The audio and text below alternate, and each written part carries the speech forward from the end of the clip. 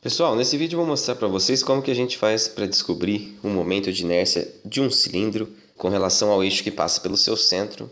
Eu chamei de eixo Z aqui, porque isso já caiu em prova, eu dei para vocês, mas aqui eu quero mostrar, relembrar, na verdade, como que se faz para calcular. O cálculo desse momento de inércia é calculado pela definição. I, momento de inércia, é igual à integral de R ao quadrado dm.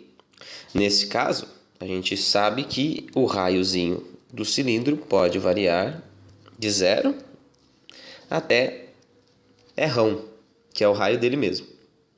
E aí, essa integralzinha a gente vai ter que calcular entre os limites de 0 a r de r quadrado dm. Mas como a gente tem esse dm aqui na integral, vamos ver se a gente consegue substituir ela esse diferencialzinho por um outro.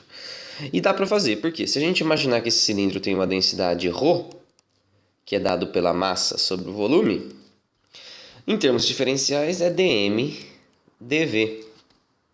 E aí a gente consegue expressar o dm como sendo ρ dv. Então nessa integralzinha, onde tem dm, eu vou colocar ρ dv. Então r quadrado, ρ dv. Densidade constante, massa sobre volume. E aquele elementozinho de volume fica sendo o comprimento do cilindro,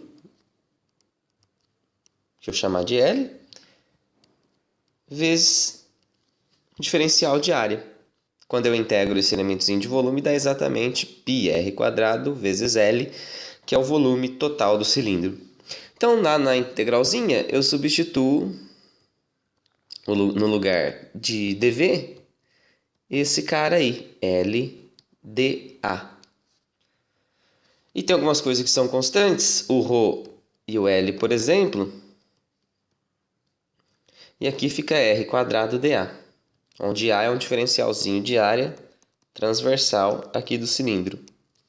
Se a área da base desse cilindro aí, ou área transversal, é πr quadrado, por um R genérico, um elemento de área é só diferenciar dos dois lados. Então, o π não participa, cai o expoente, eu derivo aqui o r quadrado é 2r, dr. E aí no lugar do dA eu coloco esse cara aí. Rho L integral de 0 a r de r quadrado 2πr dr. Tem mais algumas coisas aqui que são constantes, posso puxar fora da integral, 2π. E aí eu tenho que integrar então r ao cubo dr de 0 a r. Essa integralzinha aí de r ao cubo é muito fácil, porque dá r à quarta sobre 4, que quando aplicada nos extremos dá r à quarta sobre 4. Então essa integralzinha tem aquelas constantes lá fora, ρl 2π, ρl 2π, e o resultado é r à quarta sobre 4. Se a gente voltar e escrever a densidade como sendo massa sobre volume, chamamos de eminho, né? Então, o volume do cilindro é a área da base vezes comprimento. A área da base é π r quadrado vezes comprimento. Se eu substituir ali, a gente tem eminho π r quadrado L vezes L vezes 2π r à quarta sobre 4. Aqui muita coisa vai embora, como por exemplo, esse π desaparece, o 2 corta com o 4 aqui, o L desaparece e o r quadrado corta com o r à quarta aqui. Portanto, a gente tira que o momento de inércia de um cilindro com relação ao eixo que passa pelo seu centro é exatamente meio m r quadrado. E essa expressãozinha a gente já conhecia. Tá bom?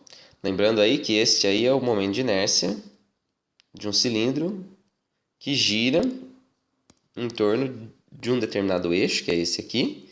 É o eixo Z, ou seja, o eixo que passa pelo centro do mesmo. Tá bom? Se eu quisesse uma relação a um eixo que passa aqui pelas bordas do cilindro, era só usar o teorema dos eixos paralelos. E se eu quisesse saber com relação a algum outro eixo perpendicular a algum desses, era só usar o teorema dos eixos perpendiculares. E é isso aí.